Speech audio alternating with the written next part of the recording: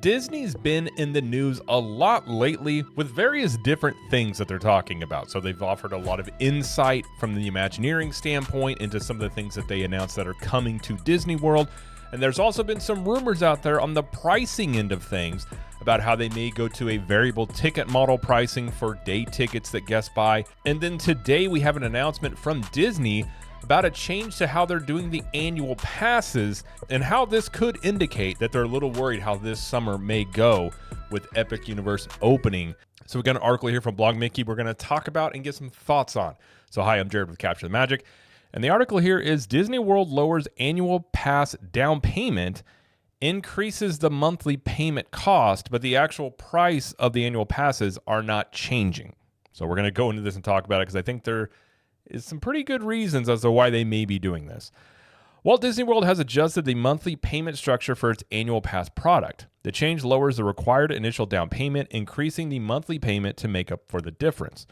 It says there has been no total price changes, which were increased back in October of 2024.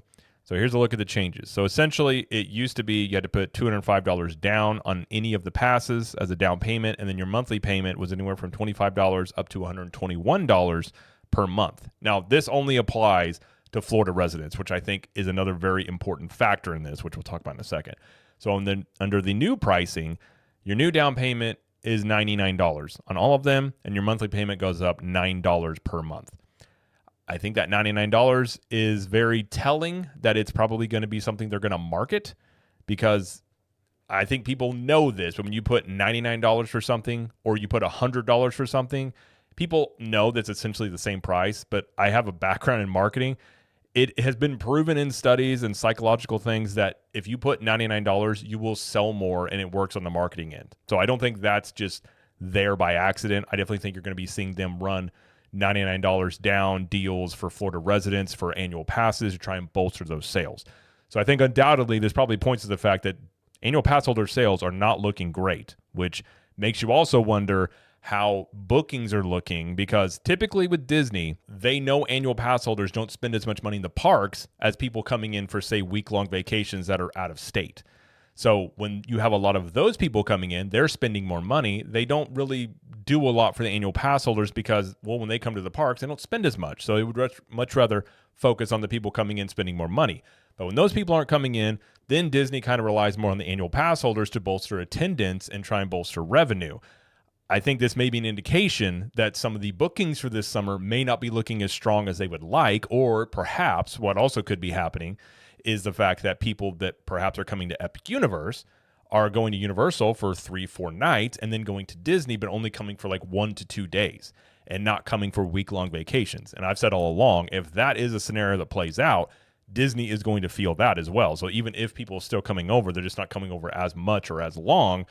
That's something they're not going to want to see.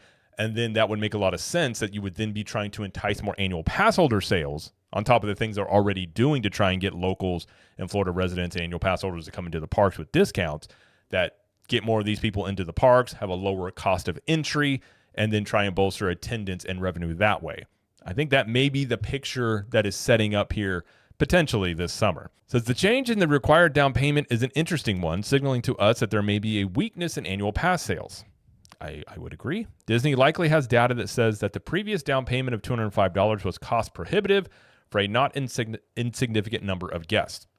If sales of the annual pass product were weak and they wanted to increase sales of the annual pass product, when the data tells them that the down payment is too high, this is exactly what we'd expect to see them do. Completely agree. Says we'll likely soon see marketing surrounding the change in down payment to something like a year of magic for $99 down. I think that's exactly what you're going to see.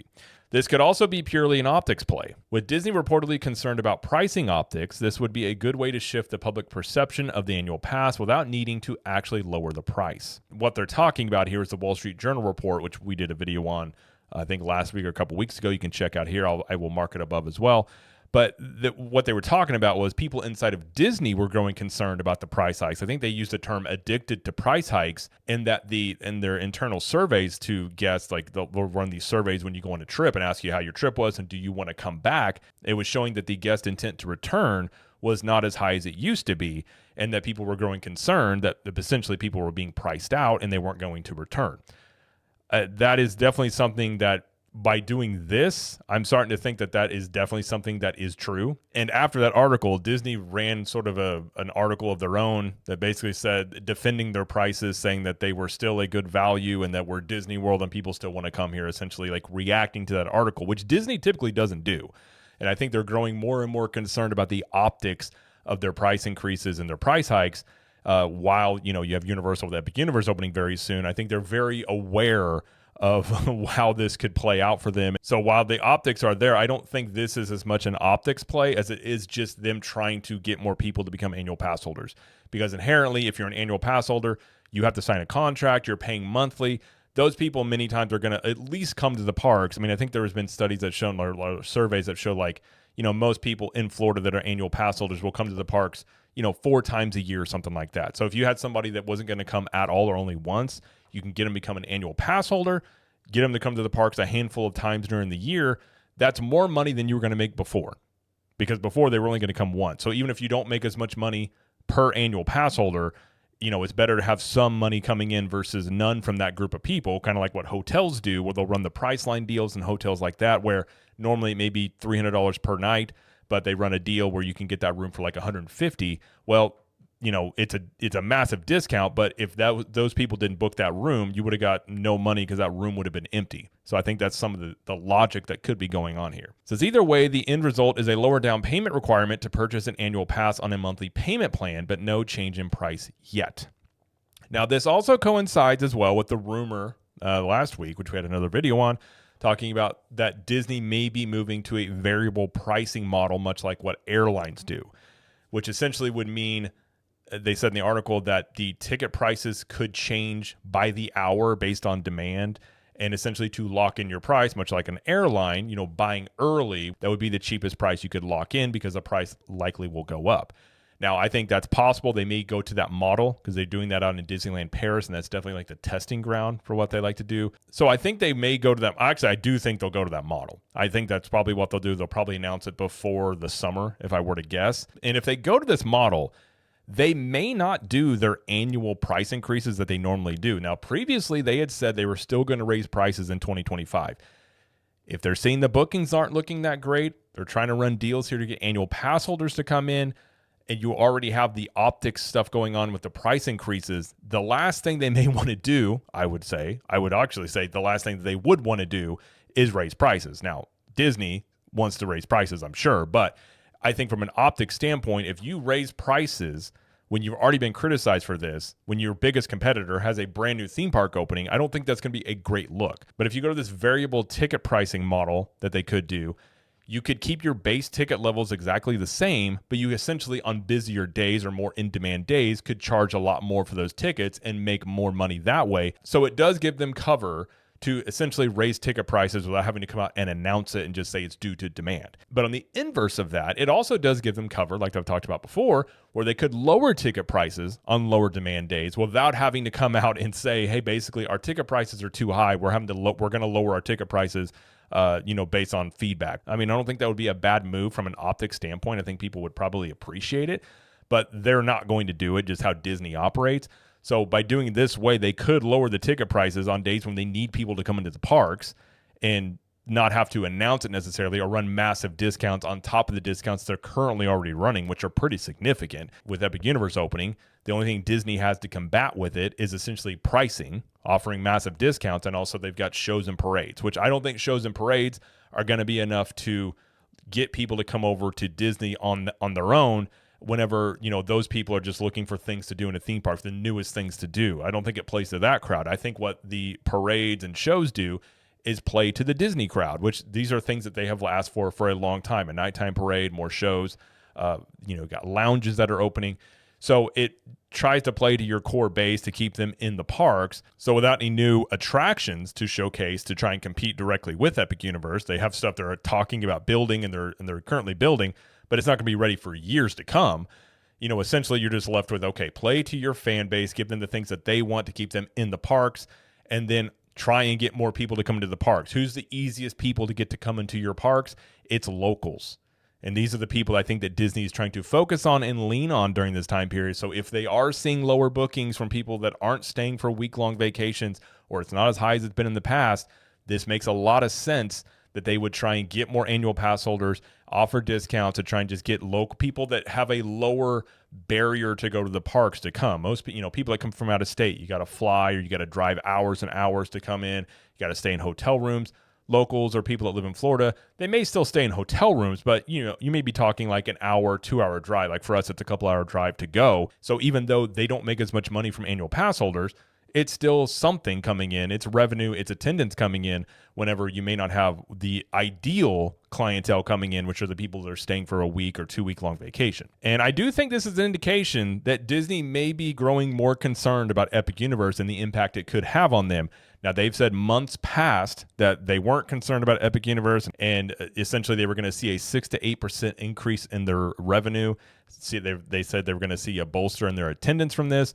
But in their most recent financial report, Hugh Johnston, the Disney CFO, said that they anticipated to see a small impact from Epic Universe. I don't know what small impact means, but that's not language you use when you're anticipating to see a boost in your attendance.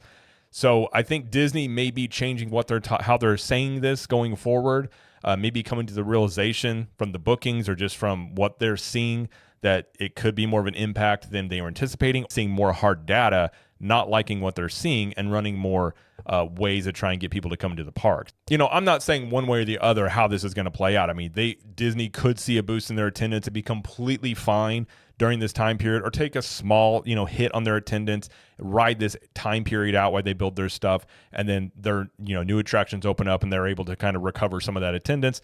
That's definitely a plausible scenario, but I've said all along, it's kind of a risky gamble because you do have that scenario that could play out, but on the flip side of that, you have the other scenario, which is that Epic Universe is a massive success. It draws more people to Universal. They stay longer at Universal, and even if they still come over to Disney, maybe they only go for 1 to 2, maybe 3 days. They don't do those week-long vacations like they used to. Maybe they don't spend as much money. And if that happens, Disney's going to feel that. And if they do get a hit on their attendance, there's not a lot in the way of attractions and really big headlining things that they can do to entice people to come to the parks for years, because these things that are being built are going to take a while to be built, and Disney is not known to build quickly.